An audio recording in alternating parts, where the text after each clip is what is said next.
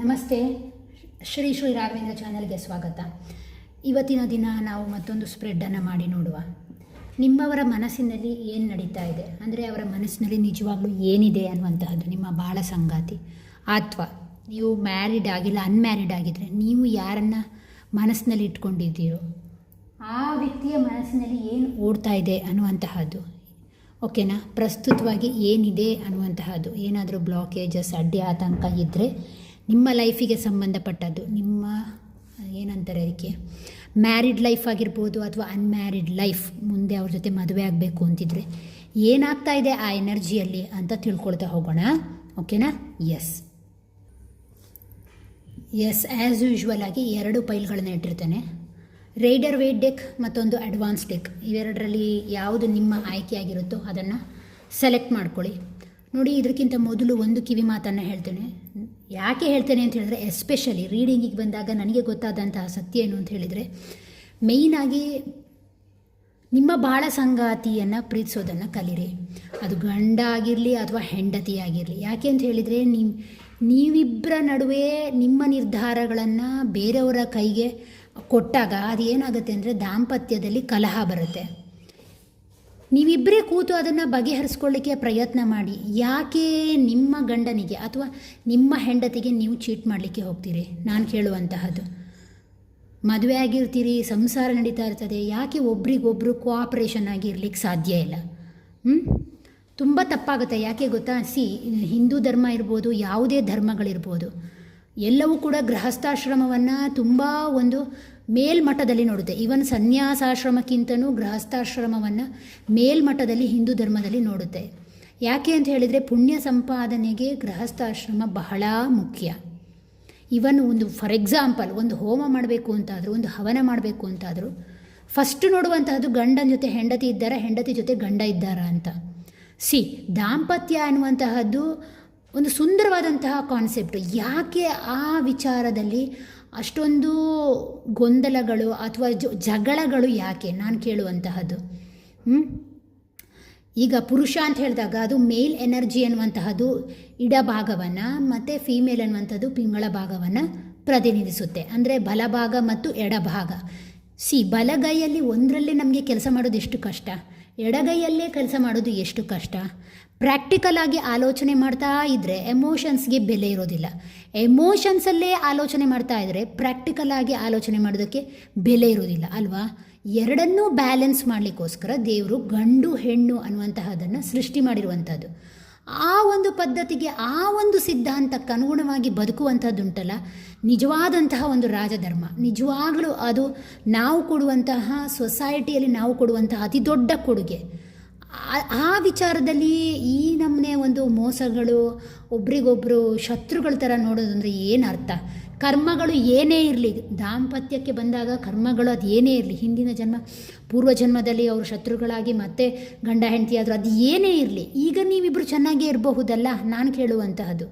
ಸಮಾಜ ಏನಾಗ್ತಾ ಇದೆ ಅಂದರೆ, ದಿನಕ್ಕೆ ಈ ದಾಂಪತ್ಯ ಅನ್ನುವಂತಹ ಚೌಕಟ್ಟು ದಿನಕ್ಕೆ ಸಾಯ್ತಾ ಇದೆ.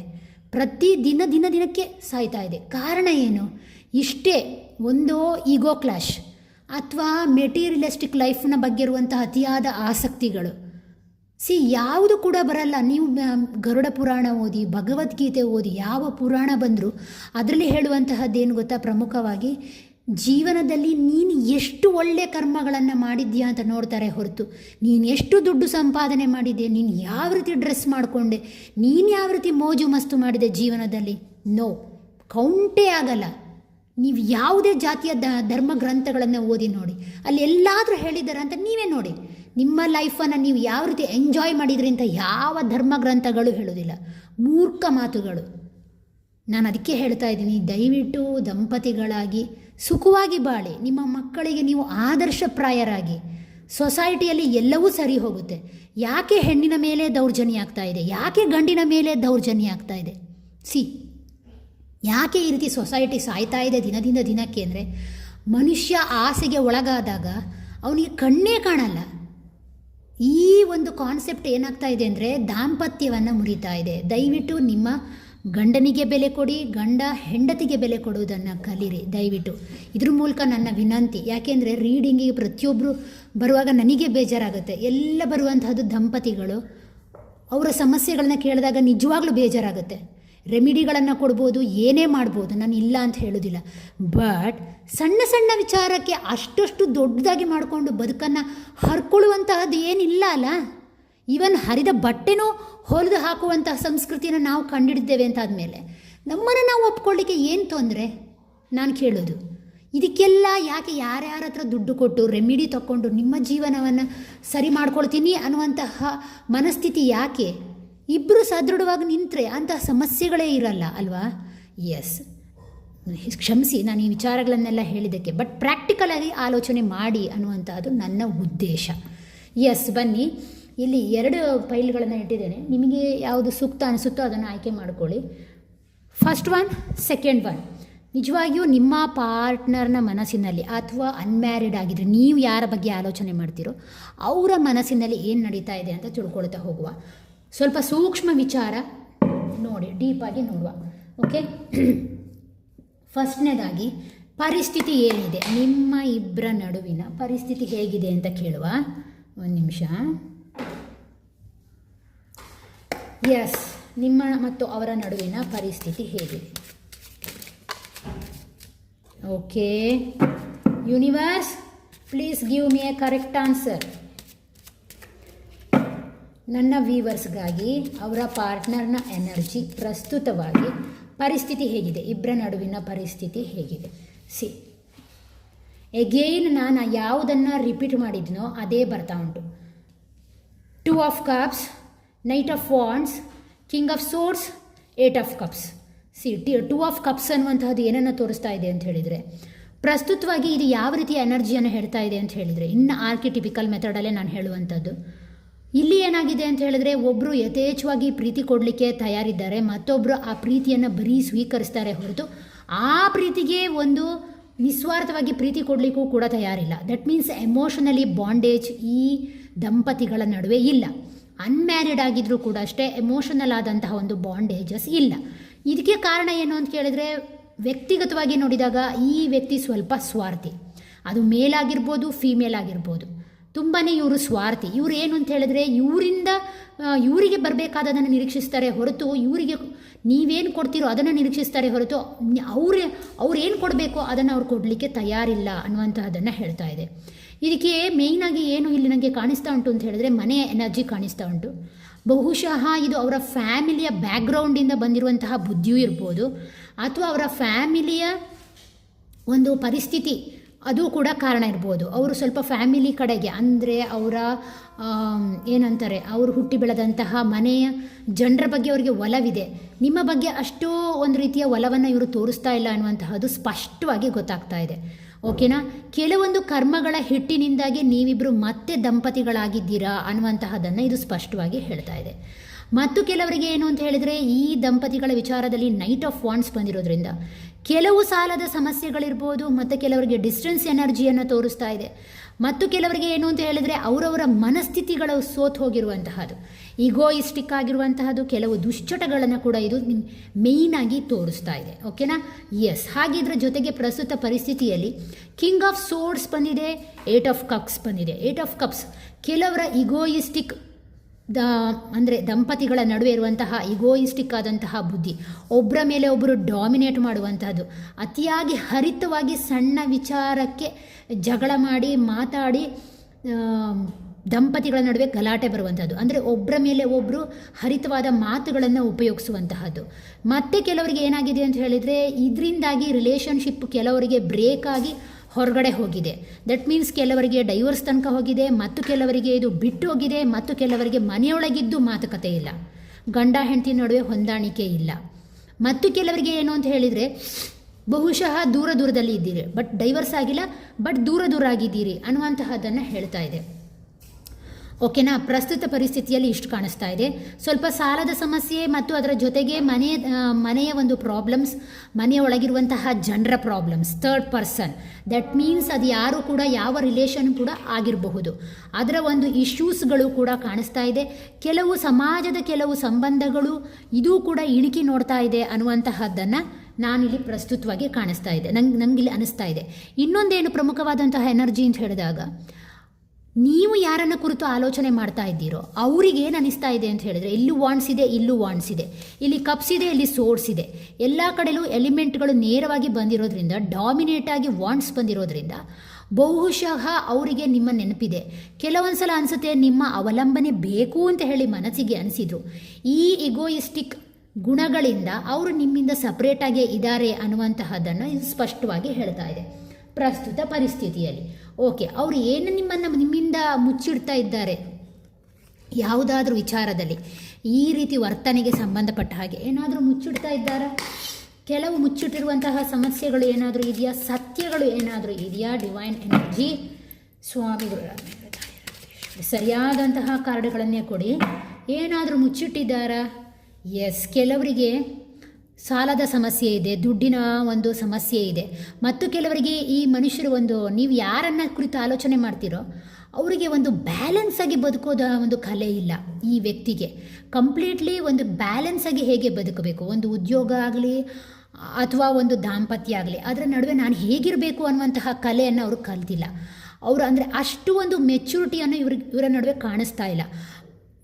ಮತ್ತು ಕೆಲವರಿಗೆ ಏನು ಅಂತ ಹೇಳಿದರೆ, ಅವರ ಫ್ಯಾಮಿಲಿ ಇಶ್ಯೂಸ್ಗಳೇ, ಅಂದರೆ ಅವರ ಫ್ಯಾಮಿಲಿಯೇ ಡಾಮಿನೇಟ್ ಆಗಿದೆ. ಈ ದಂಪತಿಗಳ ನಡುವೆ ಫ್ಯಾಮಿಲಿಯೇ ತುಂಬಾ ಡಾಮಿನೇಟ್ ಆಗಿರುವಂತಹದ್ದು ನಿಮಗೆ ಅದು ಮದುವೆ ಆದಮೇಲೆ ಗೊತ್ತಾಗಿರ್ಬೋದು, ಅಥವಾ ಆ ರಿಲೇಷನ್ ನಿಮ್ಮ ಜೀವನಕ್ಕೆ ಎಂಟ್ರಿ ಹೊಡೆದ ಮೇಲೆ ನಿಮಗಿದು ಅರ್ಥ ಆಗಿದೆ ಅಂತ ಅನಿಸ್ತಾ ಇದೆ. ಓಕೆನಾ. ನೆಕ್ಸ್ಟ್, ಇನ್ನೇನಾದರೂ ಇದರ ಬಹಿರಂಗ ಸತ್ಯಗಳು ಇದೆಯಾ? ಮುಚ್ಚಿಟ್ಟಿರುವಂತಹ ಬಹಿರಂಗವಾದ ಸತ್ಯಗಳು ಏನಿದೆ? See this 4 of swords. Yes, ಈ ವ್ಯಕ್ತಿ ಕೆಲವೊಮ್ಮೆ ಹೇಗೆ ಅಂತ ಹೇಳಿದರೆ, ಮುಚ್ಚಿಟ್ಟಿರುವ ಸತ್ಯದಲ್ಲಿ ನೋಡಿದಾಗ ನನಗನ್ಸಿದ್ದು, ಇವರಿಗೆ ತುಂಬಾ ಸಮಸ್ಯೆಗಳನ್ನು ಹೇಳಿದಾಗ ಇವರು ಅದನ್ನು ಕೈ ಚೆಲ್ಲಿ ಬಿಡ್ತಾರೆ. ಅದರ ಕಡೆಗೆ ಇವರು ಫೋಕಸ್ ಆಗಿ ನಿರ್ಧಾರಗಳನ್ನು ತೆಗೆದುಕೊಳ್ಳುವಂತಹ ಸ್ವಭಾವದವರಲ್ಲ.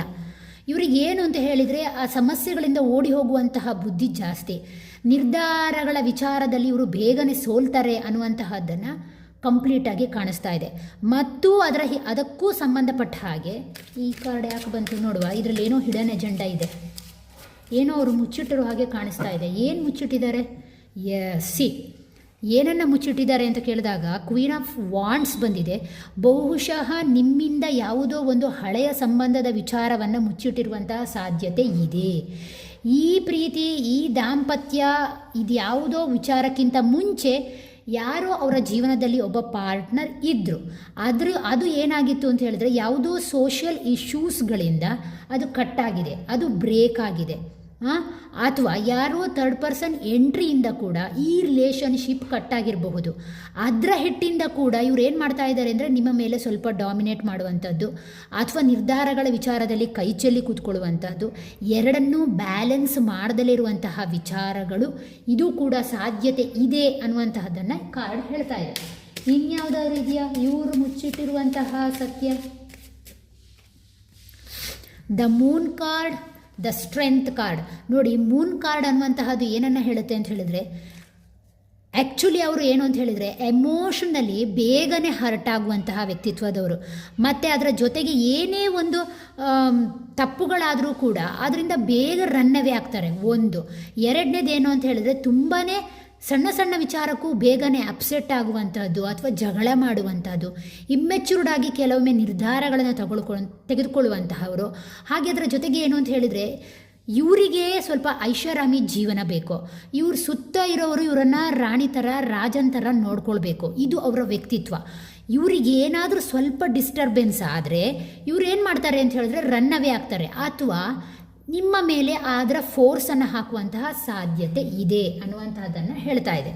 ಸ್ವತಂತ್ರವಾದಂಥ ನಿರ್ಧಾರದ ವಿಚಾರದಲ್ಲಿ ಈ ವ್ಯಕ್ತಿ ವೀಕ್ ಅಂತ ನನಗನ್ನಿಸ್ತಾ ಇದೆ. ಓಕೆ, ಇರಲಿ. ನೆಕ್ಸ್ಟ್ ನೋಡುವ, king of cups, 5 of cups. Yes, okay, ಇದು ಅವರ ನಿಜವಾದ ಭಾವನೆಗಳು ಏನು ಅಂತ ನೋಡುವ. 5 ಆಫ್ ಕಪ್ಸ್ ಮತ್ತು ಕಿಂಗ್ ಆಫ್ ಕಪ್ಸ್ ಬಂದಿದೆ. ಎಸ್, ಅವರ ನಿಜವಾದಂಥ ಭಾವನೆ ಈಗ ಸದ್ಯದ ಮಟ್ಟಿಗೆ ಏನು ಅಂತ ಹೇಳಿದ್ರೆ, ನಿಮ್ಮನ್ನು ಬಿಟ್ಟಿರೋದಕ್ಕೆ ಅವರಿಗೆ ಸೋ ಸ್ಯಾಡ್ ಫೀಲ್ ಮಾಡ್ತಾ ಇದ್ದಾರೆ, ಅಂದರೆ ಸ್ಯಾಡನ್ನು ತೋರಿಸ್ತಾ ಇದ್ದಾರೆ.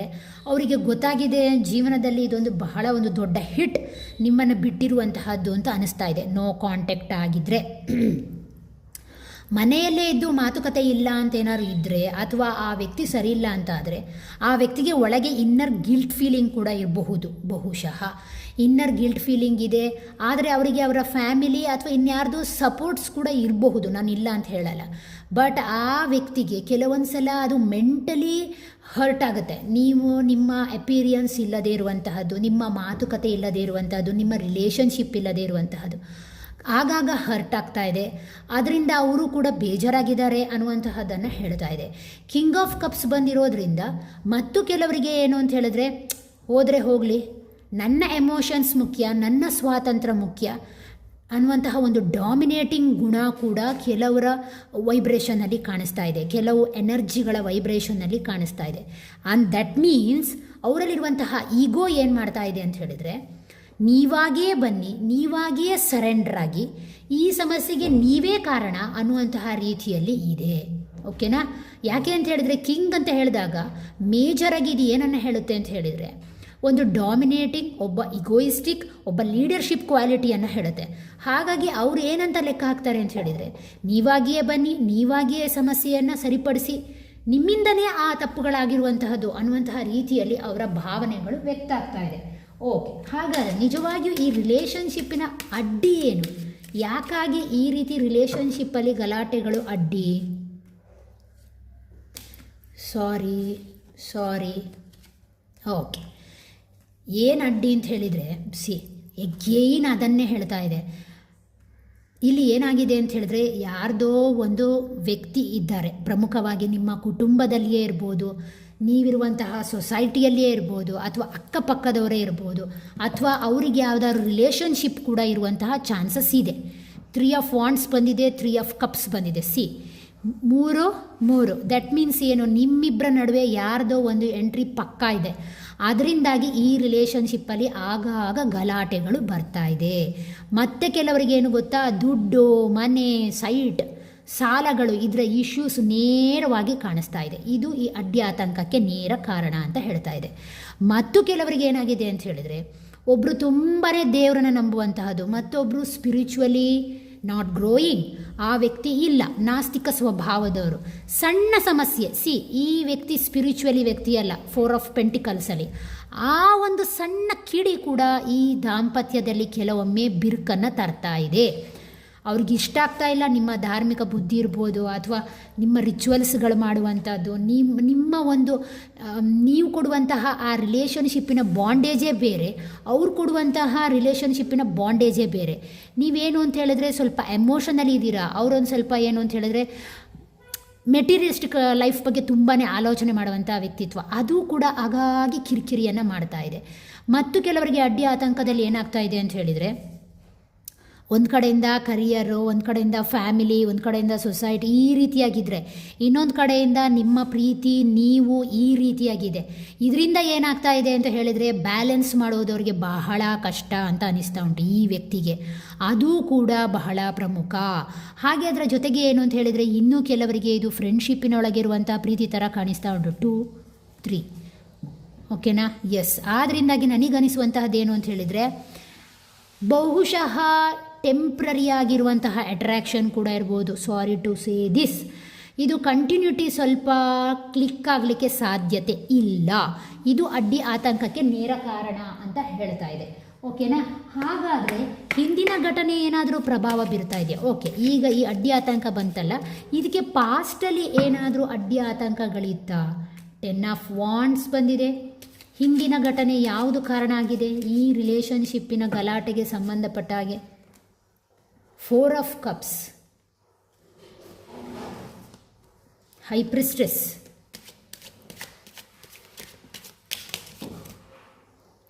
ಕರೆಕ್ಟಾಗಿ ಕಾರ್ಡ್ ನೋಡಿ ಹೇಳಿ, ಕರೆಕ್ಟಾಗಿರುವಂಥ ಕಾರ್ಡ್ಗಳನ್ನೇ ಕೊಡಿ ದೇವ್ರೆ. ಯಾಕಾಗಿ ಇದು ಗಲಾಟೆಗಳಿಗೆ ಕಾರಣ? ಹಿಂದಿನ ಘಟನೆಗಳು ಅಂತ ಕೇಳಿದಾಗ ಪುನಃ ಅಗೇನ್ ಅದನ್ನೇ ಹೇಳ್ತಾ ಇದೆ. ಈ ವ್ಯಕ್ತಿಗೆ ಇವರಿಗೆ ಯಾವುದೋ ಒಂದು ರಿಲೇಷನ್ಶಿಪ್ ಖಂಡಿತವಾಗಿಯೂ ಇತ್ತು. ಒಂದು ಫೆಮಿನೈನ್ ಎನರ್ಜಿಯೊಟ್ಟಿಗೆ ಇರ್ಬೋದು ಅಥವಾ ಮೇಲ್ ಎನರ್ಜಿಯೊಟ್ಟಿಗೆ ಸಂಬಂಧ ಇತ್ತು. ಅಲ್ಲಿ ಕಿರಿಕಿರಿಯಾಗಿ ಕೆಲವರಿಗೆ ಅದು ಕಟ್ಟಾಗಿದೆ. ಅದ್ರದ್ದು ರಿಪೀಟ್ ಪ್ಯಾಟರ್ನ್ಸ್ ಅವರಿಗೆ ಗೊತ್ತಿಲ್ಲದೆ ಅವರ ಸಬ್ಕಾನ್ಷಿಯಸ್ ಮೈಂಡಲ್ಲಿ ಅದು ತುಂಬಿ ಹೋಗಿದೆ. ನಿಮ್ಮಲ್ಲಿ ಈ ವಿಚಾರಗಳಿಗೆಲ್ಲ ಅಪ್ಸೆಟ್ ಆದಾಗ, ದುಡ್ಡು ಸಾಲ ಅದು ಇದು ಅಪ್ಸೆಟ್ ಆದಾಗ ಈ ವ್ಯಕ್ತಿ ಎಸ್ಕೇಪ್ ಆಗ್ತಾ ಇದ್ದಾರೆ ನಿಮ್ಮ ಕಡೆಯಿಂದ.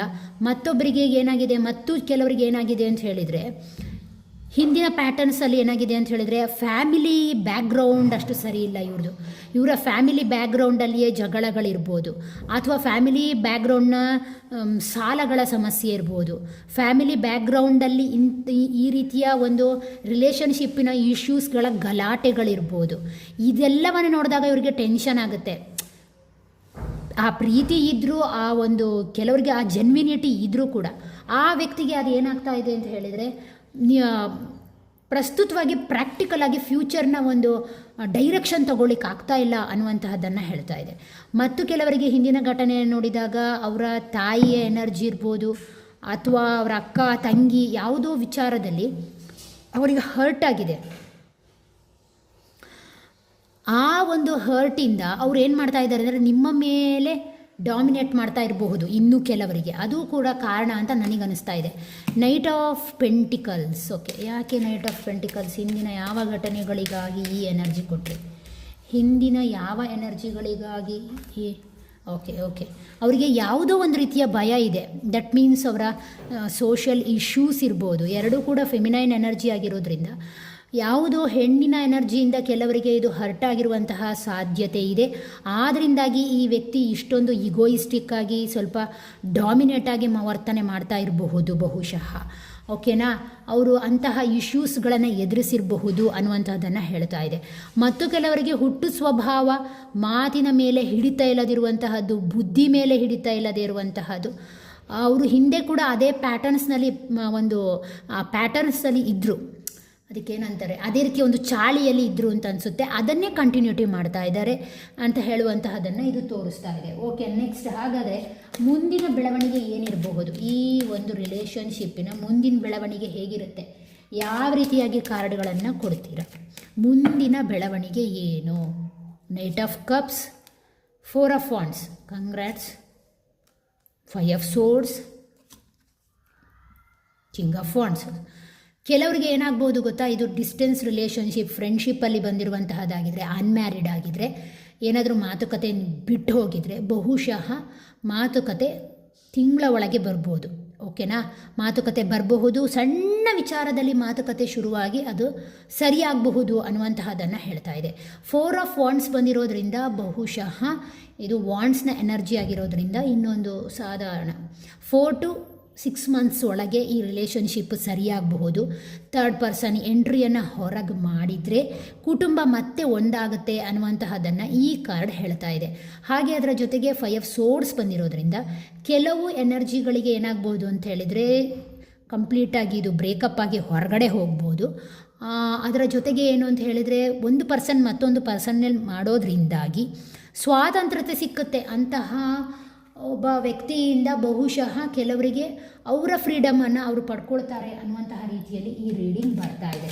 ಓಕೆ, ಹಾಗಾದರೆ ಯೂನಿವರ್ಸ್ ಯಾವ ರೀತಿಯ ಸಲಹೆಗಳನ್ನು ಕೊಡುತ್ತೆ ಈ ವಿಚಾರದಲ್ಲಿ? 5 ಆಫ್ ವಾಂಡ್ಸ್ ಬಂತು, ಚಾರಿಯೇಟ್ ಕಾರ್ಡ್ ಬಂತು, 6 ಆಫ್ ಕಪ್ಸ್ ಬಂದಿದೆ, 9 ಆಫ್ ಪೆಂಟಿಕಲ್ಸ್ ಕರೆಕ್ಟಾಗಿ ಬಂದಿದೆ ನೋಡಿ. 5 ಆಫ್ ವಾಂಡ್ಸ್ ಏನನ್ನು ಹೇಳುತ್ತೆ ಅಂದರೆ, ಫಸ್ಟ್ ಆಫ್ ಆಲ್ ನಿಮಗೆ ಆ ರೀತಿಯ ಪಾರ್ಟ್ನರ್ ಸಿಕ್ಕಿದ್ದಾರೆ, ಆ ರೀತಿಯ ಒಂದು ಎನರ್ಜಿಯ ಕನೆಕ್ಷನಲ್ಲಿ ಇದ್ದೀರಾ ಅಂತಾದರೆ ಜಗಳ ಮಾಡಲಿಕ್ಕೆ ಹೋಗಬೇಡಿ. ಅವ್ರ ಹತ್ರ ಕಲಹ ಮಾಡಿ ಏನೂ ಪ್ರಯೋಜನ ಇಲ್ಲ. ಪುನಃ ಏನಾಗುತ್ತೆ ಅಂತ ಹೇಳಿದ್ರೆ ನಿಮ್ಮ ಫ್ಯಾಮಿಲಿಯ ಬಾಂಡೇಜ್ ಹರಿದೋಗುವಂಥ ಸಾಧ್ಯತೆ ಇರುತ್ತೆ. ಕೆಲವರಿಗೆ ಮಕ್ಕಳಿರ್ಬೋದು ಮನೆಯಲ್ಲಿ, ಆದ್ದರಿಂದಾಗಿ ಆ ವ್ಯವಹಾರಕ್ಕೆ ಕೈ ಹಾಕಬೇಡಿ ಅಂತ ಯೂನಿವರ್ಸ್ ಹೇಳ್ತಾ ಇದೆ. ಮತ್ತು ಕೆಲವರಿಗೆ 6 ಆಫ್ ಕಪ್ಸ್ ಬಂದಿರೋದ್ರಿಂದ ಬಹುಶಃ ನಿಮ್ಮಲ್ಲಿರುವಂತಹ ಥರ್ಡ್ ಪರ್ಸನ್ ಆಗಿರ್ಬೋದು, ಥರ್ಡ್ ಸಿಚುವೇಶನ್ ಆಗಿರ್ಬೋದು, ಅದನ್ನು ಕಂಪ್ಲೀಟಾಗಿ ಕಟ್ ಆಫ್ ಮಾಡಿ ಇಬ್ಬರು ಕೂತು ಮಾತಾಡಿ ಅದರಿಂದ ಹೊರಗಡೆ ಬನ್ನಿ. ನಿಮ್ಮ ಭಾವನೆಯನ್ನು ಅವ್ರು ಅರ್ಥ ಮಾಡ್ಕೊಳ್ಳಿ, ಅವರ ಭಾವನೆಯನ್ನು ಅರ್ಥ ಮಾಡ್ಕೊಳ್ಳಿ, ಒಂದು ಸೆಲ್ಫ್ ಬೌಂಡ್ರಿಯನ್ನು ಹಾಕ್ಕೊಳ್ಳಿ. ಕುಟುಂಬ ದಾಂಪತ್ಯ ಅಂದಾಗ ಇಬ್ಬರೇ ಇರಬೇಕು, ಅದರಲ್ಲಿ ಮತ್ತೊಬ್ಬ ವ್ಯಕ್ತಿಯ ಮಾತುಗಳನ್ನು ಕೇಳುವಂತಹದ್ದು ಅಥವಾ ಆ ಮಾತುಗಳನ್ನು ಕೇಳಿ ಜಗಳ ಆಡುವಂತಹದ್ದು ತಪ್ಪು. ಏನು ಗೊತ್ತಾ, ನಾನು ಹೇಳುವಂಥದ್ದು ಜನರಲಿ ನೀವು ಯಾರ ಹತ್ರ ಮಾತುಗಳನ್ನು ಕೇಳಬೇಕು ಕೇಳಿ, ಎಲ್ಲರ ಹತ್ರನೂ ಒಪಿನಿಯನ್ ಸಂಗ್ರಹಣೆ ಮಾಡ್ಬೋದು, ತಪ್ಪಲ್ಲ. ಬಟ್ ನಿರ್ಧಾರ ಯಾರ್ದಾಗಿರಬೇಕು, ಗಂಡಂದು ಹೆಂಡತಿದು ಇಬ್ಬರದು ನಿರ್ಧಾರ ಆಗಿರಬೇಕು. ಆ ರೀತಿಯಾಗಿ ಈ ಕಾರ್ಡ್ ಹೇಳ್ತಾ ಇದೆ. ದ ಚಾರಿಯಟ್ ಕಾರ್ಡ್ ಬಂದಿದೆ. ಕೆಲವರಿಗೆ ಇದು ಮೂವ್ ಆನ್ ಆಗುವಂತಹ ಸಾಧ್ಯತೆ ಇದೆ. ಬಿಗ್ ಡಿಸಿಷನ್ ನಿಮ್ಮ ಜೀವನದಲ್ಲಿ ಆ ವ್ಯಕ್ತಿ ಕಂಪ್ಲೀಟಾಗಿ ಎದ್ದು ಹೋಗ್ಬೋದು ಬಹುಶಃ. ಬಟ್ ಗಾಡ್ ಬ್ಲೆಸ್, ನಿಮಗೆ 9 ಆಫ್ ಪೆಂಟಿಕಲ್ಸ್ ಕೂಡ ಬಂದಿದೆ. ಅಂದರೆ ಏನು ಹೇಳ್ತಾ ಇದೆ, ಫೈನಾನ್ಷಿಯಲಿ ಗ್ರೋತ್ ಮಾಡ್ಕೊಳ್ತೀರಾ. ಫೈನಾನ್ಷಿಯಲಿ ಗ್ರೋತ್ ಆದರೆ ಖಂಡಿತವಾಗಿಯೂ ಎಲ್ಲವೂ ಸರಿಯಾಗುತ್ತೆ ಅನ್ನುವಂತಹ ರೀತಿಯಲ್ಲಿ ಕೂಡ ಹೇಳ್ತಾ ಇದೆ. ಅಂದರೆ ದಟ್ ಮೀನ್ಸ್ ಇದರ ಹಿಂದ್ಗಡೆ ಬ್ಯಾಕ್ಗ್ರೌಂಡಲ್ಲಿ ಯೆಲ್ಲೋ ಕಲರ್ಸ್ ಇರೋದ್ರಿಂದ, ಬ್ಲೂ ಯೆಲ್ಲೋ ಇರೋದ್ರಿಂದ ಇದು ಪಾಸಿಟಿವ್ನೆಸ್ಗೆ ನಿಮಗೆ ಒಳ್ಳೆಯದಾಗುತ್ತೆ. ಅಕಸ್ಮಾತ್ ಅದು ಬಿಟ್ಟು ಹೋದರೂ ಕೆಲವರಿಗೆ ಖಂಡಿತವಾಗಿಯೂ ಪಾಸಿಟಿವ್ ಎನರ್ಜಿ ಬರುತ್ತೆ ನಿಮ್ಮ ಜೀವನಕ್ಕೆ. ಮತ್ತೊಂದು ಅವಕಾಶಗಳು ಬರುವಂಥ ಚಾನ್ಸಸ್ ಇದೆ. ಇನ್ನೂ ಕೆಲವರಿಗೆ ಸಲಹೆ ಏನು ಕೊಡ್ತಾ ಇದೆ ಅಂದರೆ, ಇದು ಯಾವುದೋ ದುಡ್ಡಿನ ವಿಚಾರದಲ್ಲಿ ಜಗಳ ಆಗಿ ಆ ಎನರ್ಜಿ ಹೊರಗಡೆ ಹೋಗಿರ್ಬೋದು, ಸಾಲದ ಸಮಸ್ಯೆಯಿಂದ ಅದು ಹೊರಗಡೆ ಹೋಗಿರ್ಬೋದು, ಅಥವಾ ನಿಮ್ಮ ಹತ್ರ ಆ ರೀತಿ ಅವರಿಗೆ ಬದುಕಬೇಕಾದಂಥ ಒಂದು ಐಷಾರಾಮಿಯ ಅವರ ಆಲೋಚನೆಗೆ ತಕ್ಕ ಹಾಗೆ ನಿಮ್ಮಲ್ಲಿ ಇಲ್ಲದೇ ಇರಬಹುದು. ಇನ್ನು ಕೆಲವರಿಗೆ ಇದೇನು ಗೊತ್ತಾ, ಪ್ರೆಗ್ನೆನ್ಸಿ ಇಶ್ಯೂ ಕೂಡ ಇದೆ. ಸಾರಿ ನಾನು ಹೇಳ್ತಾ ಇದ್ದೇನೆ ಅಂತ, ಬಟ್ ಇಲ್ಲಿ ಕೂಡ ಮಕ್ಕಳಿರೋದ್ರಿಂದ, ಇದರಲ್ಲಿ ಶುಕ್ರನ ಒಂದು ಸಿಂಬಲ್ ಇರೋದ್ರಿಂದ ಬಹುಶಃ ಇದು ಪ್ರೆಗ್ನೆನ್ಸಿಯ ಸಮಸ್ಯೆ. ಬಹುಶಃ ಅದಕ್ಕೆ ಸಂಬಂಧಪಟ್ಟ ಕೆಲವು ಫ್ಯೂಚರ್ ಪ್ಲ್ಯಾನ್ಗಳನ್ನು ಕರೆಕ್ಟಾಗಿ ಮಾಡ್ಕೊಳ್ಳೋದ್ರಿಂದ ಈ ಸಮಸ್ಯೆಯಿಂದ ನೀವು ಹೊರಗೆ ಬರ್ತೀರಾ ಅನ್ನುವಂತಹದ್ದನ್ನು ಇದು ಹೇಳ್ತಾ ಇದೆ. ಒಂದು ಕಾರ್ಡಲ್ಲಿ ಏನಾದರೂ ಸಂದೇಶವನ್ನು ಕೊಡ್ತೀರಾ ಟೋಟಲ್ ಆಗಿ ಈ ಒಂದು ದಾಂಪತ್ಯದ ಎನರ್ಜಿಗೆ ಅಥವಾ ಈ ಒಂದು ಪ್ರೀತಿಯ ಎನರ್ಜಿಗೆ.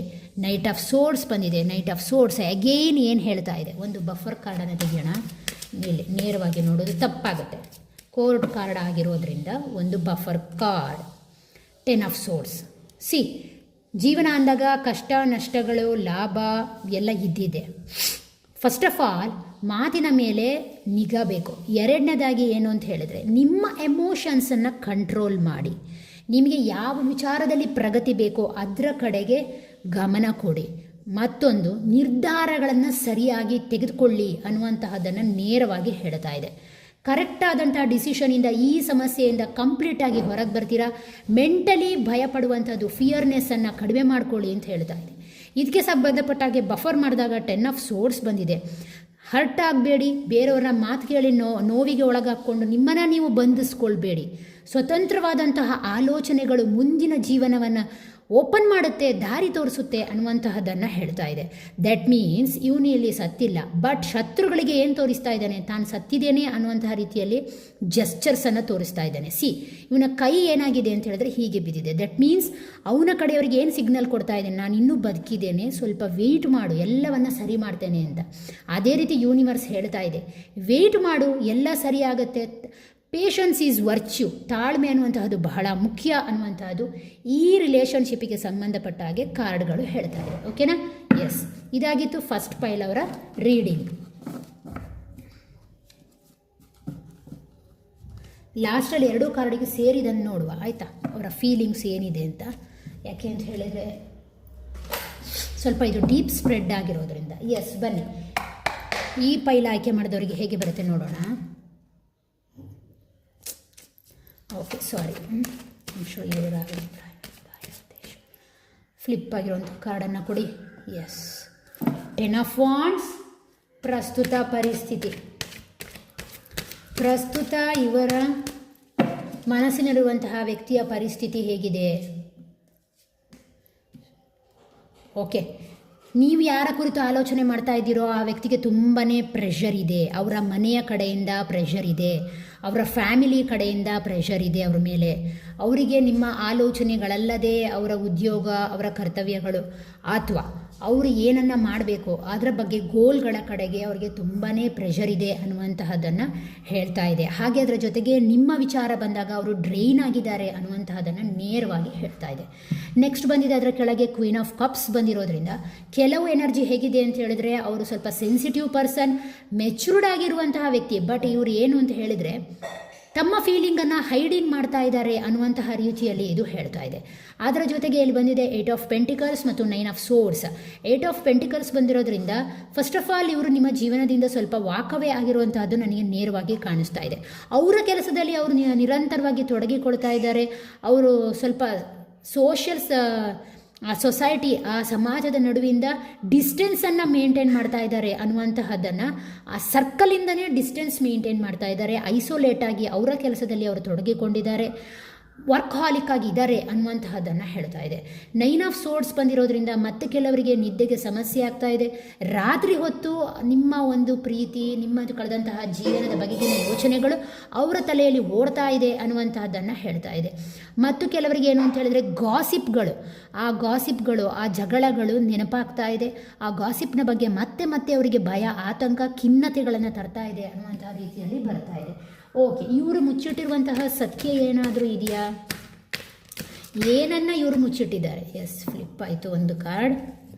ಏನನ್ನು ಮುಚ್ಚಿಟ್ಟಿದ್ದಾರೆ? ನಿಮ್ಮಿಂದ ಯಾವ ವಿಚಾರವನ್ನು ಮುಚ್ಚಿಟ್ಟಿದ್ದಾರೆ? ಈ ಪ್ರಸ್ತುತ ಪ್ರೀತಿಗೆ ಸಂಬಂಧಪಟ್ಟ ಹಾಗೆ ಅಥವಾ ನಿಮ್ಮ ದಾಂಪತ್ಯಕ್ಕೆ ಸಂಬಂಧಪಟ್ಟ ಹಾಗೆ ಯಾವ ವಿಚಾರದಲ್ಲಿ ಇವರು ಮುಚ್ಚಿಡ್ತಾರೆ? ಎಗೇನ್ ಓಕೆ, ಇರಲಿ. ಏನು ಹೇಳ್ತಾ ಇದೆ ಅಂದರೆ ಇವರು ಏನನ್ನು ಮುಚ್ಚಿಟ್ಟಿದ್ದಾರೆ ಅಂದರೆ ಕ್ವೀನ್ ಆಫ್ ಸೋರ್ಡ್ಸ್ ಬಂದಿದೆ, ಪೇಜ್ ಆಫ್ ಕಪ್ಸ್, 3 ಆಫ್ ಸೋರ್ಡ್ಸ್ ಮತ್ತು ಪೇಜ್ ಆಫ್ ಸೋರ್ಡ್ಸ್ ಬಂದಿದೆ. ಎಲ್ಲ ಸೋರ್ಡ್ಸ್ ಕಾರ್ಡ್ಗಳು. ಎಲಿಮೆಂಟ್ರಿಲಿ ಇದು ನೆಗೆಟಿವ್ ಕಾರ್ಡ್ಗಳು. ಇದು ಏನನ್ನು ಹೇಳ್ತಾ ಇದೆ ಅಂತ ಹೇಳಿದರೆ, ನಿಮ್ಮಿಂದ ಅವರು ಯಾವುದೋ ಒಂದು ವಿಚಾರವನ್ನು ಮುಚ್ಚಿಟ್ಟಿದ್ದಾರೆ ಕಂಪ್ಲೀಟ್ಲಿ. ಈಗಾಗಲೇ ಅವ್ರಿಗೆ ಏನಾಗಿದೆ ಅಂದರೆ ಈ ಒಂದು ರಿಲೇಷನ್ಶಿಪ್ಪಿಗೆ ಸಂಬಂಧಪಟ್ಟ ಹಾಗೆ ಮೊದಲೇ ಅವರಿಗೆ ಹರ್ಟ್ ಆಗಿದೆ. ಅವರು ಅಂತಹ ಒಂದು ಸಂಬಂಧದಿಂದ ಹರ್ಟಾಗಿ ಹೊರಗೆ ಬಂದಿರುವಂತಹ ವ್ಯಕ್ತಿ ಎಸ್ಪೆಷಲಿ, ಆಯಿತಾ. ಸೆಕೆಂಡ್ ಒನ್ ಏನು ಅಂತ ಹೇಳಿದರೆ, ಇವರಿಗೊಂದು ಸ್ವಲ್ಪ ಏನು ಅಂತ ಹೇಳಿದರೆ ಭಾವನೆಗಳ ಮೇಲೆ ಹಿಡಿತಾ ಇಲ್ಲ ಈ ವ್ಯಕ್ತಿ. ಇಮ್ಮೆಚ್ಯೂರ್ಡ್ ಆಗಿ ವರ್ತಿಸುವಂಥದ್ದು. ಅಂದರೆ ಈಗ ಇದ್ದ ಹಾಗೆ ಅವರ ಮನಸ್ಸು ಈಗ ಇರಲ್ಲ. ಓಕೆನಾ? ಅವರಿಗೇನು ಅಂತ ಹೇಳಿದರೆ ಆ ಕ್ಷಣಕ್ಕೆ ಸಂತೋಷವಾಗಿರಬೇಕು. ಅದರ ನಂತರ ಏನು ಫ್ಯೂಚರ್ ಪ್ಲ್ಯಾನ್ ಇದೆ ಅಂತ ಕೇಳಿದ್ರೆ ಝೀರೋ ಈ ವ್ಯಕ್ತಿಗೆ. ಆ ರೀತಿಯ ಒಂದು ಮೆಂಟ್ಯಾಲಿಟಿ ಇರುವಂತಹ ವ್ಯಕ್ತಿ. ಮತ್ತು ನೆಕ್ಸ್ಟ್ ತಿನ್ನಿಲ್ಲಿ ಇದು ಕೋರ್ಟ್ ಕಾರ್ಡ್, 3 ಕೋರ್ಟ್ ಕಾರ್ಡ್ ಆಗಿರೋದ್ರಿಂದ ಬೇರೆ ಏನಾದರೂ ಹೇಳ್ತೀರಾ? ಒಂದು ಬಫರ್ ಮಾಡಿ ನೋಡುವ, ಯಾಕೆ ಅಷ್ಟೊಂದು ಕೋರ್ಟ್ ಕಾರ್ಡ್ಗಳು. 7 of wands, 10 of cups. Okay ಎಷ್ಟಿದೆ? ಓಕೆ, ನೋಡಿ ಈ ವ್ಯಕ್ತಿಗೆ ಏನು ಅಂತ ಹೇಳಿದ್ರೆ ಮೆಚ್ಯೂರಿಟಿ ಇಲ್ಲ, ಪ್ಲಸ್ ಏನು ಅಂತ ಹೇಳಿದ್ರೆ ಆ ಕ್ಷಣದ ಒಂದು ಸಂತೋಷದಲ್ಲಿ ಕಳೆಯುವಂತಹ ವ್ಯಕ್ತಿ, ಪ್ಲಸ್ ಅವರ ಜೊತೆಗೆ ಏನು ಅಂತ ಹೇಳಿದ್ರೆ ನಿರ್ಧಾರಗಳು ಬಂದಾಗ ಇವರು ಹಿಂದೆ ಬರ್ತಾರೆ, ಇವರು ಹಿಂದೆ ಎಳ್ಕೊಳ್ಳುವಂತಹ ವ್ಯಕ್ತಿತ್ವದವರು. ಆ ರೀತಿಯ ಒಂದು ಎನರ್ಜಿ ನನಗೆ ಇಲ್ಲಿ ಪಿಕ್ ಆಗ್ತಾ ಇದೆ. ಕೆಲವರಿಗೆ ಅವರ ಫ್ಯಾಮಿಲಿಯ ಬಗ್ಗೆ ಭಯ ಇರಬಹುದು, ನಿಮ್ಮ ಪ್ರೀತಿಯ ವಿಚಾರದಲ್ಲಿ ಅದನ್ನು ಅವರು ಹೈಡ್ ಮಾಡ್ತಾ ಇದ್ದಾರೆ. ಮತ್ತು ಕೆಲವರಿಗೆ ಏನು ಅಂತ ಹೇಳಿದರೆ ಸಾರಿ ಹೇಳಿದ್ದಕ್ಕೆ ಇದು ಎಕ್ಸ್ಟ್ರಾ ಬೌಂಡ್ರಿ ದಾಟಿದಂತಹ ಪ್ರೀತಿ. ನಾನು ಅಷ್ಟೇ ಹೇಳಬಲ್ಲೆ, ಅದನ್ನು ಜಾಸ್ತಿ ಹೇಳಲಿಕ್ಕಾಗಲ್ಲ, ನನಗೆ ಇಷ್ಟ ಇಲ್ಲ ಆ ರೀತಿ ಮಾತಾಡಲಿಕ್ಕೆ. ಇದು ಬೌಂಡ್ರಿ ದಾಟಿದಂತಹ ಪ್ರೀತಿ. ಇಲ್ಲಿ ಮಕ್ಕಳಿದ್ದಾರೆ, ಇದೆಲ್ಲ ನೋಡುವಾಗ ದಾಂಪತ್ಯವನ್ನು ಮೀರಿದಂತಹ ಪ್ರೀತಿ ತಪ್ಪಾದಂತಹ ಒಂದು ದಾರಿ ಅಂತ ಅನ್ನಿಸ್ತಾ ಇದೆ. ಅದನ್ನು ಮುಚ್ಚಿಟ್ಟಿದ್ದಾರೆ ಜೋಪಾನ. ಇನ್ನೂ ಕೆಲವರಿಗೆ 7 ಆಫ್ ವಾಂಡ್ಸ್ ಬಂದಿದೆ. 7 ಆಫ್ ವಾಂಡ್ಸ್ ಅಂತ ಹೇಳಿದಾಗ ಬ್ಯಾಲೆನ್ಸ್ ವಿಚಾರದಲ್ಲಿ ತುಂಬ ಕಷ್ಟ ಆಗ್ತಾ ಇದೆ, ಅದನ್ನು ಅವರು ಮುಚ್ಚಿಡ್ತಾ ಇದ್ದಾರೆ. ಅವರ ಕುಟುಂಬ, ನಿಮ್ಮ ಪ್ರೀತಿ ಇರ್ಬೋದು, ಅಥವಾ ಅವರ ಫೈನಾನ್ಷಿಯಲ್ ಇಶ್ಯೂಸ್, ಹಾಗೆ ಅದರ ಜೊತೆಗೆ ಅವರ ನಿಮ್ಮ ಮೇಲೆ ಇಟ್ಟಿರುವಂತಹ ಒಂದು ಕಾಳಜಿ, ಆ ಪ್ರೀತಿ, ಪ್ಲಸ್ ಅವರ ಡಿಟರ್ಮೈನ್ಸ್, ಏನಾದರೂ ದೊಡ್ಡ ದೊಡ್ಡ ಗೋಲ್ಗಳಿರ್ಬೋದು ಈ ವ್ಯಕ್ತಿ ಹತ್ರ. ಇವರಂಥ ಸಾಮಾನ್ಯವಾದಂಥ ಕೆಲವರಿಗಲ್ಲ ಕ್ವೀನ್ ಬಂದಿರೋ ಕಾರಣ, ಆ ಒಂದು ಎನರ್ಜಿ ಇರೋ ಕಾರಣ, ಹಾಗಾಗಿ ಅದರ ಜೊತೆಗೆ ಬ್ಯಾಲೆನ್ಸ್ ಮಾಡ್ಕೊಳ್ಳಿಕ್ಕೆ ಅವ್ರಿಗೆ ಕಷ್ಟ ಆಗ್ತಾ ಇದೆ, ಅವರು ಬಾಯಿ ಬಿಡ್ತಾ ಇಲ್ಲ. ಮತ್ತು ಕೆಲವರಿಗೆ 5 ಆಫ್ ಸೋರ್ಡ್ಸ್ ಬಂದಿದೆ. ಈ ಹಿಂದೆ ರಿಲೇಷನ್ಶಿಪ್ಪಲ್ಲಿ ಜಗಳ ಆಗಿದೆ, ಅವರ ಫ್ಯಾಮಿಲಿಯನ್ನು ಒಪ್ಪಿಸುವಲ್ಲಿ ಸೋತು ಹೋಗಿದ್ದಾರೆ, ಪೆಟ್ಟು ತಿಂದಿದ್ದಾರೆ ಈ ವಿಚಾರದಲ್ಲಿ ಅನ್ನುವಂತಹದ್ದನ್ನು ಇದು ನೀಟಾಗಿ ಹೇಳ್ತಾ ಇದೆ. ಓಕೆ, ನೆಕ್ಸ್ಟ್ ಅವರ ನಿಜವಾದಂತಹ ಭಾವನೆಗಳೇನು ಅಂತ ಕೇಳಿ ನೋಡುವ. ಎಸ್, ಫ್ಲಿಪ್ ಆಯಿತು ಒಂದು ಕಾರ್ಡನ್ನಿಲ್ಲಿ. ಅವರ ನಿಜವಾದಂತಹ ಭಾವನೆ ಏನು? 3 of cups, 3 of pentacles. 2 3 next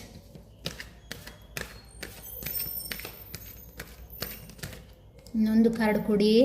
okay, 2 card ಕೊಟ್ಟಿದ್ದೀರಾ, ಥ್ಯಾಂಕ್ ಯು. ಅವರ ನಿಜವಾದಂತಹ ಭಾವನೆಗಳನ್ನು ಕೇಳಿದಾಗ 3 ಆಫ್ ಕಪ್ಸ್ ಬಂದಿದೆ, ಹಾಗೆ 3 ಆಫ್ ಪೆಂಟಿಕಲ್ಸ್ ಬಂದಿದೆ, 6 ಆಫ್ ಪೆಂಟಿಕಲ್ಸ್ ಬಂದಿದೆ, ದ ಟವರ್ ಕಾರ್ಡ್ ಬಂದಿದೆ. ಇಲ್ಲಿ 3 ಆಫ್ ಕಪ್ಸ್ ಮತ್ತು 3 ಆಫ್ ಪೆಂಟಿಕಲ್ಸ್ ಬಂದಿರೋದ್ರಿಂದ ಆ್ಯಕ್ಚುಲಿ ಈ ವ್ಯಕ್ತಿ ಏನು ಅಂತ ಹೇಳಿದಾಗ ನಿಮ್ಮ ಬಗ್ಗೆ ಹೇಳ್ಕೊಳ್ತಾರೆ, ಎಲ್ಲರ ಮುಂದೆ ಹೇಳ್ಕೊಳ್ತಾರೆ, ಎಸ್ ನನಗೆ ಹೀಗಾಗಿದೆ. ಕೆಲವರಿಗೆ ಇದು ಎಲ್ಲಿ ತನಕ ಹೋಗಿದೆ ಅಂದರೆ ಕೋರ್ಟ್ ಲೀಗಲ್ ಇಶ್ಯೂ ತನಕ ಹೋಗಿರಬಹುದು ಪೆಂಟಿಕಲ್ಸ್ ಬಂದಿರೋ ಕಾರಣದಿಂದ. ಮತ್ತು ಕೆಲವರಿಗೆ ರಿಲೇಷನ್ಶಿಪ್ ಕಟ್ಟಾಗುವಾಗ ಕಾಣಿಸ್ತಾ ಇಲ್ಲ, ಬಟ್ ಏನು ಅಂದರೆ ಮಾತುಕತೆ ನಿಂತಿರಬಹುದು. 7 ಆಫ್ ವಾಂಡ್ಸು ಸೋರ್ಡ್ಸು ಎಲ್ಲ ಬಂದಿರೋ ಕಾರಣ ಸಾಧ್ಯತೆ ಇದೆ. ಮತ್ತು ಕೆಲವರಿಗೆ ಮನೆಯೊಳಗೆ ಇದ್ದು ಒಂದು ರೀತಿಯ ದೂರದ ವಾತಾವರಣದ ಹಾಗೆ ಇರಬಹುದು. ಹಾಗಾಗಿ ಅವರೇನು ಅಂತ ಹೇಳಿದ್ರೆ ಅವರಲ್ಲಿರುವಂತಹ ಒಂದು ಇನ್ನರ್ ಸರ್ಕಲಲ್ಲಿ ನಿಮ್ಮ ಬಗ್ಗೆ ಮಾತಾಡ್ಕೊಳ್ತಾರೆ. ಅಲ್ಲಿ ನಡೆಯುವಂತಹ ಏನಾಗ್ತಾ ಇದೆ ನಿಮ್ಮ ಜೊತೆಗೆ ಆ ರಿಲೇಷನ್ಶಿಪ್ ಬಗ್ಗೆ ಹೇಳ್ತಾರೆ. ಅವ್ರ ಜೊತೆ ಟೈಮ್ ಕಳೆಯುವಂತಹ ಪ್ರಯತ್ನವನ್ನು ಮಾಡ್ತಾರೆ. ಮತ್ತು ಕೆಲವರು ಏನು ಗೊತ್ತಾ, ನಿಮ್ಮ ಜೊತೆನೇ ಟೈಮ್ ಕಳಿಬೇಕು ಅನ್ನುವಂತಹ ಮನಸ್ಥಿತಿ ಕೂಡ ಇದೆ. ಆದರೆ ಅವರನ್ನು ತಡೆಗಟ್ಟುವಂತಹ ಯಾವುದೋ ಎನರ್ಜಿ ಕೂಡ ಇದೆ. ಯಾಕೆಂದರೆ 3 ಆಫ್ ಪೆಂಟಿಕಲ್ 3 ಜನ, ಇಲ್ಲಿ ಕೂಡ 3 ಜನ. ಇದು ದಂಪತಿ ತಗೊಂಡಾಗ ಒಬ್ಬ ಬೇರೆ ವ್ಯಕ್ತಿ ಹೊರಗಿನವರು ಇದ್ದೇ ಇರ್ತಾರೆ ಇಲ್ಲಿ. ಆದ್ದರಿಂದಾಗಿ ಅವರ ಮನಸ್ಸಿನ ಭಾವನೆಗಳನ್ನ ಹೇಳ್ಕೊಂಡಾಗ ಮತ್ತೊಬ್ಬ ವ್ಯಕ್ತಿ ಯಾರೋ ತಡಿತಾ ಇದ್ದಾರೆ, ಬೇಡ ಫೋರ್ಸ್ ಮಾಡಿ ಅವರನ್ನು ಹಿಡಿದಿಡುವಂತಹ ಪ್ರಯತ್ನಗಳು ಇಲ್ಲಿ ನಡೀತಾ ಇದೆ ಅನ್ನುವಂತಹದ್ದನ್ನು ಹೇಳ್ತಾ ಇದೆ. ಪ್ರಸ್ತುತವಾಗಿ ನಿಮ್ಮ ಬಗ್ಗೆ ಆಲೋಚನೆ ಇದೆಯಾ? ಎಸ್, ಆಲೋಚನೆ ಇದೆ. ಬಟ್ ನಿಮ್ಮ ಹತ್ರ ಕಮ್ಯುನಿಕೇಷನ್ ಮಾಡುವಾಗ ಬೇರೆ ಯಾವುದೋ ವ್ಯಕ್ತಿಯ ಎನರ್ಜಿ ತಡೀತಾ ಇದೆ ಅನ್ನುವಂಥದ್ದು ಸ್ಪಷ್ಟವಾಗಿ ಕಾಣಿಸ್ತಾ ಇದೆ. ಸಿ ದಿಸ್ 6 ಆಫ್ ಪೆಂಟಿಕಲ್ಸಲ್ಲೂ ಕೂಡ 3 ಜನ ಇರೋದ್ರಿಂದ ಖಂಡಿತವಾಗಿಯೂ ಯಾವುದೋ ಒಂದು ಡಾಮಿನೇಟ್ ಆದಂಥ ಮೇಲ್ ಫಿಮೇಲ್ ಎನರ್ಜಿ ನಿಮ್ಮ ದಾಂಪತ್ಯದ ನಡುವೆ ಇರ್ಬೋದು, ಅಥವಾ ನಿಮ್ಮ ಪ್ರೀತಿಯ ನಡುವೆ ಖಂಡಿತವಾಗಿಯೂ ಅಡಲ್ಟ್ ಎನರ್ಜಿನೇ ಹಿಟ್ ಮಾಡ್ತಾ ಇದೆ ಅನ್ನುವಂತಹದನ್ನು ಸ್ಪಷ್ಟವಾಗಿ ತೋರಿಸ್ತಾ ಇದೆ. ಮತ್ತು ಕೆಲವರಿಗೆ ಏನು ಅಂತ ಹೇಳಿದ್ರೆ ಟವರ್ ಕಾರ್ಡ್ ಬಂದಿರೋದ್ರಿಂದ ಕಂಪ್ಲೀಟ್ಲಿ ಇದು ಬ್ರೇಕಪ್ ಆಗಿದೆ, ಅವರಿನ್ನೂ ವಾಪಸ್ ಬರಲ್ಲ, ಇದು ನಂಬಿಕೆಗೆ ಅರ್ಹವಲ್ಲದ ಒಂದು ರಿಲೇಷನ್ಶಿಪ್ ಅನ್ನುವಂತಹ ರೀತಿಯಲ್ಲಿ ಆಲೋಚನೆ ಮಾಡ್ತಾ ಇದ್ದಾರೆ. ಹಾಗೆ ಅದರ ಜೊತೆಗೆ ಏನು ಅಂತ ಹೇಳಿದ್ರೆ ಕೆಲವರಿಗೆ ಅವರ ಒಂದು ಬೇರೆಯ ಒಂದು ವ್ಯವಹಾರಗಳು, ನೀವಲ್ಲದೆ ಇನ್ನೊಂದು ವ್ಯವಹಾರಗಳು ಇದ್ದರೆ ಅದು ಗೊತ್ತಾಗಿದೆ ಅನ್ನುವಂತಹ ಒಂದು ಫೀಲಿಂಗ್ಸ್, ಭಯ, ಆ ಒಂದು ಇನ್ನರ್ ಫೀಲಿಂಗ್ಸಲ್ಲಿ ಕಾಣಿಸ್ತಾ ಇದೆ, ಗಿಲ್ಟ್ ಫೀಲಿಂಗಲ್ಲಿ ಕಾಣಿಸ್ತಾ ಇದೆ. ಅದನ್ನೇ ನಾನು ಇಲ್ಲಿ ಹೇಳಿದ್ದು ಆಗ. See this tower card 10 of cups, ಇದು ಒಂದು ಫ್ಯಾಮಿಲಿ ಚೌಕಟ್ಟನ್ನು ಮೀರಿದಂತಹ ವ್ಯಕ್ತಿತ್ವದ್ದು ಅಂತ. ನಾನು ಅಷ್ಟೇ ಹೇಳೋದು, ಬೇರೆ ಹೇಳಲಿಕ್ಕೆ ನನಗೆ ಇಷ್ಟ ಆಗೋದಿಲ್ಲ. ಆದ್ದರಿಂದಾಗಿ ಹಾಗಾಗಿ ಏನಾಗಿದೆ ಅಂದರೆ ಅವರ ಒಂದು ಅಫೇರ್ಗಳು ನಿಮಗೆ ಗೊತ್ತಾಗಿದೆ, ಅದರಿಂದ ಕಿರಿಕಿರಿ ಆಗ್ತಾ ಇದೆ ಅನ್ನುವಂತಹ ಭಯ ಕೂಡ ಅವರ ಮನಸ್ಸಿನಲ್ಲಿ ಓಡ್ತಾ ಇದೆ. ಎಸ್, ಹಾಗಾದರೆ ಇಲ್ಲಿರುವಂತಹ ಅಡ್ಡಿ ಆತಂಕಗಳು ಏನು? ಅಡ್ಡಿ ಆತಂಕಗಳು ಯಾವ ರೀತಿ ಇದೆ? Ace of cups, 9 of wands, king of cups, knight of cups. See again court ಕಾರ್ಡ್ಗಳು ಬರೋದ್ರಿಂದ ಆಬ್ಸ್ಟಿಕಲ್ಸ್ ಜಾಸ್ತಿ ಇದೆ ಅಂತ ಅನ್ನಿಸ್ತಾ ಇದೆ. ಏನು ಅಂತ ಹೇಳಿದರೆ ಈ ಹೊಸದಾದಂತಹ ನಿರ್ಧಾರಗಳು, ಹೊರಗಡೆ ಬರುವಂತಹ ದಾರಿಗಳು, ಎಮೋಷನಲಿ ಅವರು ಡ್ರೈನ್ ಆಗಿದ್ದಾರೆ ಅಥವಾ ಎಮೋಷನಲಿ ಅವರನ್ನು ಹಿಡ್ಕೊಂಡಿದ್ದಾರೆ, ಬ್ಲಾಕ್ ಮಾಡ್ಕೊಂಡಿದ್ದಾರೆ. ಅರ್ಥ ಆಯ್ತಾ ನಿಮಗೆ? ಇದು ಮೇಯ್ನಾಗಿ ಅಡ್ಡಿ ಆತಂಕ ಆಗ್ತಾ ಇದೆ ಅನ್ನುವಂತಹದ್ದನ್ನು ಹೇಳ್ತಾ ಇದೆ. ಮತ್ತು ಕೆಲವರಿಗೆ ಏನು ಅಂತ ಹೇಳಿದರೆ ಈ ವ್ಯಕ್ತಿ ಸ್ವಲ್ಪ ಈಗೋಯಿಸ್ಟಿಕ್ ಪರ್ಸನ್, ಒಬ್ಬರ ಮೇಲೆ ಒಬ್ಬರು ಏನಂತಾರೆ ಡಾಮಿನೇಟ್ ಮಾಡುವಂತಹದ್ದು, ಒಬ್ಬರನ್ನು ಒಬ್ಬರು ಕಂಪ್ಲೀಟಾಗಿ ಏನಂತಾರೆ ಸ್ವಾತಂತ್ರ್ಯ ಕೊಡದಲ್ಲೇ ಇರುವಂತಹ ಒಂದು ವ್ಯಕ್ತಿತ್ವದವರು. ಆ ಒಂದು ಎನರ್ಜಿ ಈ ಪ್ರೀತಿಯಲ್ಲಿರೋದ್ರಿಂದ ಇದು ಕಿರಿಕಿರಿ ಅಂತ ಅನ್ನಿಸ್ತಾ ಇದೆ ಅಡ್ಡಿ ಆತಂಕಕ್ಕೆ. 9 ಆಫ್ ವಾಂಡ್ಸ್ ಬಂದಿರೋದ್ರಿಂದ ಕೆಲವರಿಗೆ ಅವರದೇ ಆದಂತಹ ಫ್ಯಾಮಿಲಿ ಇಶ್ಯೂಸ್ಗಳಿದೆ. ಸಾಲ ಇರ್ಬೋದು, ಅಥವಾ ಏನು ಆ ಕುಟುಂಬದಲ್ಲಿಯೇ ಕಿರಿಕಿರಿ ಇರ್ಬೋದು, ಅಥವಾ ಅವರು ಹೆಡ್ ಆಫ್ ದಿ ಮೆಂಬರ್ ಆಗಿರ್ಬೋದು, ಮನೆಯದ್ದು ಶಾಲೆ ಅಂತ ಬರುತ್ತೆ, ಶಾಲೆ ಅಂದಿದ್ದಕ್ಕೆ ಹೆಡ್ ಆಫ್ ದಿ ಮೆಂಬರ್ಸ್ ಆಗಿರ್ಬೋದು ಆ ವ್ಯಕ್ತಿ. ಅದರಿಂದಾಗಿ ಏನಾಗ್ತಾ ಇದೆ ಅಂತ ಹೇಳಿದ್ರೆ ಆ ಸಮಸ್ಯೆಯನ್ನೇ ಅವರಿಗೆ ಬಗೆಹರಿಸ್ಲಿಕ್ಕೆ ಆಗ್ತಾ ಇಲ್ಲ. ಅವರ ಒಂದು ಕೆಲವೊಂದು ಇಶ್ಯೂಸ್ಗಳಿಂದ ಅವರಿಗೆ ಹೊರಗೆ ಬರಲಿಕ್ಕೆ ಆಗ್ತಾ ಇಲ್ಲ. ಅದು ಕೂಡ ಏನು ಅಂತ ಹೇಳಿದರೆ ಈ ಒಂದು ದಾಂಪತ್ಯ ಆಗಲಿ ಅಥವಾ ಅಂದರೆ ದಂಪತಿಗಳಲ್ಲದಲೇ ಬೇರೆ ಎನರ್ಜಿಗೆ ಅವರಲ್ಲಿ ಮಾಡುವಂತಹ ಕೆಲವು ಕೆಲಸಗಳು, ಕೊಡುವಂತಹ ಜವಾಬ್ದಾರಿಗಳು, ಮಾಡಬೇಕಾದಂತಹ ಜವಾಬ್ದಾರಿಗಳೆಲ್ಲ ಹಿಟ್ಟಾಗ್ತಾ ಇದೆ ಅವರ ಮೇಲೆ. ಅದು ಕೂಡ ಕಾರಣ ಇರ್ಬೋದು. ಇನ್ನು ಕೆಲವರಿಗೆ ನೈಟ್ ಆಫ್ ಕಪ್ಸ್ ಬಂದಿರೋದ್ರಿಂದ ಡಿಸ್ಟೆನ್ಸ್ ರಿಲೇಷನ್ಶಿಪ್ ಇರ್ಬೋದು, ಅಥವಾ ಆ ವ್ಯಕ್ತಿ ನಿಮ್ಮ ನಡುವೆ ತುಂಬಾ ವಯಸ್ಸಿನ ಅಂತರ ಇರ್ಬೋದು, ಅಥವಾ ನಿಮ್ಮ ಸೋಷಿಯಲ್ ಇಶ್ಯೂಸ್, ಕಾಸ್ಟ್ ನಾನು ಹೇಳೋದು ಬೇಡ ಅಲ್ಲ, ಸೋಷಿಯಲ್ ಇಶ್ಯೂಸ್ಗಳಿರ್ಬೋದು. ಆ ಒಂದು ಅಡ್ಡಿ ಆತಂಕಗಳು ಏನು ಅಂತ ಹೇಳಿದರೆ ಈ ಪ್ರೀತಿ ಅಥವಾ ಈ ದಾಂಪತ್ಯದಲ್ಲಿ ಬಿರುಕು ಮೂಡಿಸ್ತಾ ಇದೆ ಅನ್ನುವಂಥದ್ದನ್ನು ಹೇಳ್ತಾ ಇದೆ. ಓಕೆ, ಯಾವ ಹಿಂದಿನ ಘಟನೆ ಕೂಡ ಇದಕ್ಕೆ ಪ್ರಭಾವವನ್ನು ಬೀರ್ತಾ ಇದೆ ಅಂತ ಕೇಳಿ ನೋಡುವ.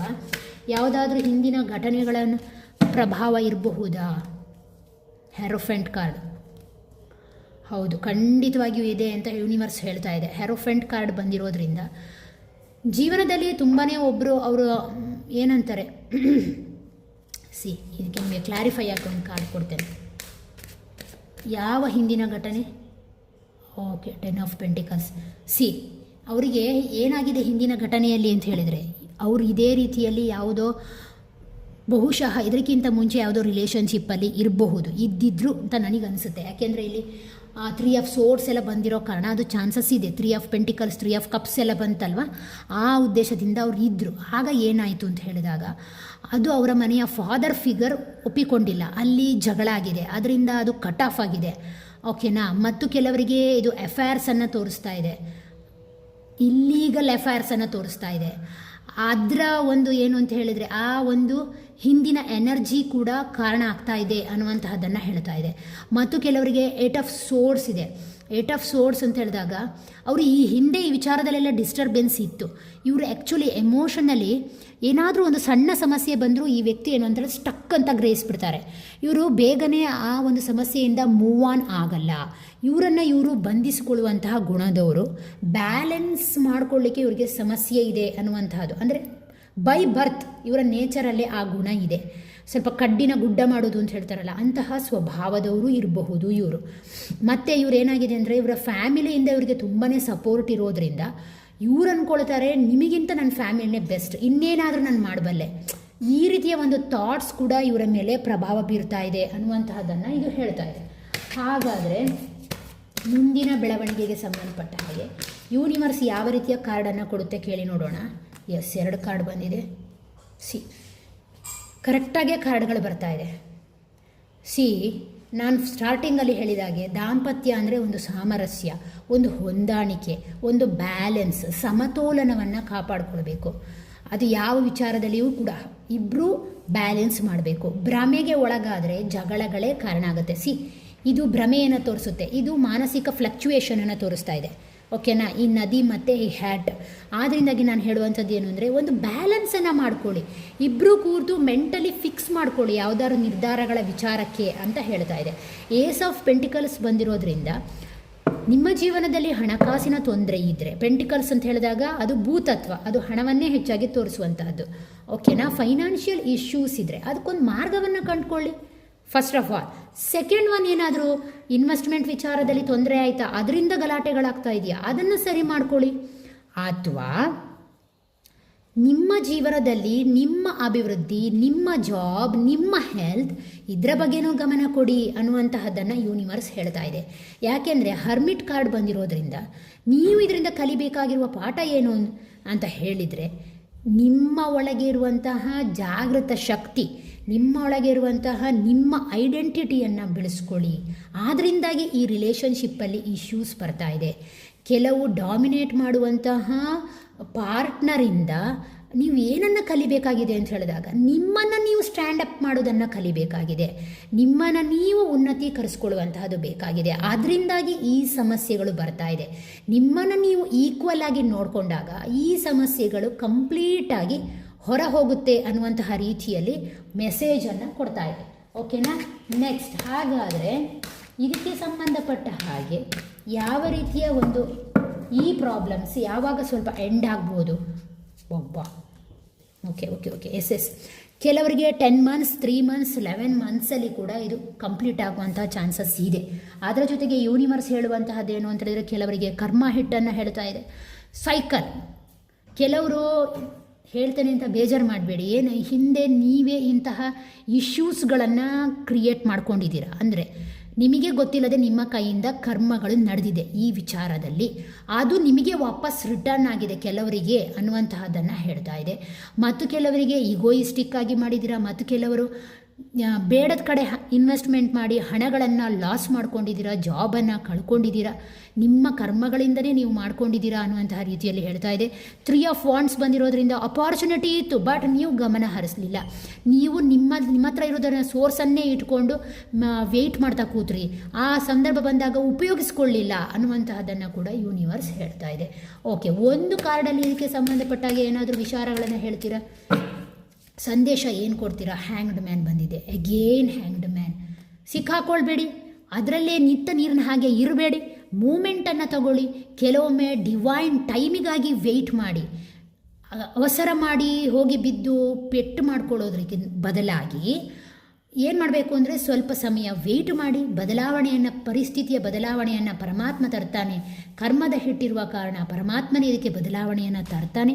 ದೇವರ ಮೇಲೆ ನಂಬಿಕೆ ಇರಲಿ. ನಿಮ್ಮ ಕುಲದೇವರ ಮೇಲೆ ನೀವು ನಂಬುವಂತಹ ಯಾವ ಒಂದು ಚೈತನ್ಯ ಇದೋ ಅದರ ಮೇಲೆ ನಂಬಿಕೆಯನ್ನು ಇಡಿ ಅನ್ನುವಂತಹ ರೀತಿಯಲ್ಲಿ ಹೇಳ್ತಾ ಇದೆ. ಇದು ಜುಪಿಟರ್ ಕಾರ್ಡ್ ಆಗಿರೋದ್ರಿಂದ ಗುರುಗ್ರಹವನ್ನು ತೋರಿಸೋದ್ರಿಂದ ಕಂಪ್ಲೀಟಾಗಿ ಗುರುವಿಗೆ ಶರಣಾಗಿ ಅನ್ನುವಂತಹ ರೀತಿಯಲ್ಲಿ ಬರ್ತಾ ಇದೆ. ಓಕೆ, ನಿಮಗೆ ಮತ್ತು ಅವರಿಗೆ ಸಂಬಂಧಪಟ್ಟ ಹಾಗೆ ಫಸ್ಟ್ ಪೈಲ್ ಸೆಕೆಂಡ್ ಪೈಲ್ಗೆ ಸಂಬಂಧಪಟ್ಟ ಹಾಗೆ ಯಾವ ರೀತಿಯ ಎಮೋಷನ್ಸ್ ಇದೆ ಅಂತ ನೋಡುವ. ಫಸ್ಟ್ ಪೈಲ್ ಅವರಿಗೆ ಇದು ಫಸ್ಟ್ ಪೈಲ್ ಅವ್ರದ್ದು. ನಾನು ನೋಡ್ಲಿಕ್ಕೆ ಹೋಗಲ್ಲ, ಲಾಸ್ಟಲ್ಲಿ ನೋಡ್ತೇನೆ. ನೋಡಿ, ಕಾರ್ಡ್ಗಳನ್ನು ಇಡುತ್ತೇನೆ. ಒಂದು 5 ಕಾರ್ಡ್. ಫಸ್ಟ್ ಪೈಲ್ ಅವ್ರದ್ದು ಎಮೋಷನ್ಸ್, ಸೆಕೆಂಡ್ ಪೈಲ್ ಅವ್ರದ್ದು ಎಮೋಷನ್. ಓಕೆ, ಫಸ್ಟ್ ಪೈಲ್ ಅವರ ಎಮೋಷನ್ಸ್ ಹೇಗಿದೆ ಅಂದರೆ I want to tell you how I feel ಅಂತ ಹೇಳ್ತಾ ಇದ್ದಾರೆ. ಸೆಕೆಂಡ್ ಒನ್ ಪ್ರೀತಿಸ್ತಾ ಇರುವಂತಹ ಎನರ್ಜಿ ಕಾಣಿಸ್ತಾ ಇದೆ. You come closer than anyone ಅಂತ ಹೇಳ್ಕೊಳ್ತಾ ಇದ್ದಾರೆ. I want to be more than friends ಅಂತ ಹೇಳ್ತಾ ಇದ್ದಾರೆ. I wish I could share my good news with you. Yes, ಕಂಪ್ಲೀಟಾಗಿ ಇದು ಪಾಸಿಟಿವ್ನೆಸ್ನ ತೋರಿಸ್ತಾ ಇದೆ. ಕಂಪ್ಲೀಟಾಗಿ ನಿಮಗೆ ಈ ರಿಲೇಷನ್ಶಿಪ್ ಬದಲಾವಣೆ ಕಡೆಗೆ ಹೋಗುವಂತಹ ಚಾನ್ಸಸ್ ಇದೆ. Next, I lost myself for a little why. ನಿಮ್ಮನ್ನು ನೋಡಿದಾಗ ಅನಿಸಿರುವಂತಹ ಮೊದಲ ಪಾಸ್ಟ್ ವಿಚಾರವನ್ನು ಹೇಳ್ತಾ ಇದ್ದಾರೆ. I am grateful for the spiritual lesson. Yes, ನಿಮ್ಮನ್ನು ಅವ್ರು ಬಿಟ್ಟೋಗಿರೋದಕ್ಕೆ, ಅವ್ರು ನಿಮ್ಮನ್ನು ಬಿಟ್ಟಿರೋದಕ್ಕೆ ನೀವು ಕೆಲವು ಸ್ಪಿರಿಚುವಲ್ ಲೆಸನನ್ನು ಕಲಿತಾ ಇದ್ದೀರಾ. ಜೀವನ ಅಂದರೆ ಏನು, ಜೀವನದ ಸತ್ಯಗಳೇನು ಅಂತ ತಿಳಿತಾ ಇದೆ. Finding out the truth crushed me ಅನ್ನುವಂಥದ್ದನ್ನು ಹೇಳ್ತಾ ಇದ್ದಾರೆ. The timing just wasn't right for us. ಆ ಟೈಮಿಂಗ್ಸ್ ಬಹುಶಃ ನಮ್ಮಿಬ್ಬರ ಜೀವನದಲ್ಲಿ ಎಲ್ಲವನ್ನ ಕಂಪ್ಲೀಟಾಗಿ ಬರೀಡ್ ಮಾಡಿಬಿಡ್ತು. ಅದು ರೈಟ್ ಆದಂಥ ಟೈಮ್ ಅಲ್ಲ ಅನ್ನುವಂಥದ್ದು ಅವರ ಸಬ್ಕಾನ್ಷಿಯಸ್ ಮೈಂಡ್ ಹೇಳ್ತಾ ಇದೆ.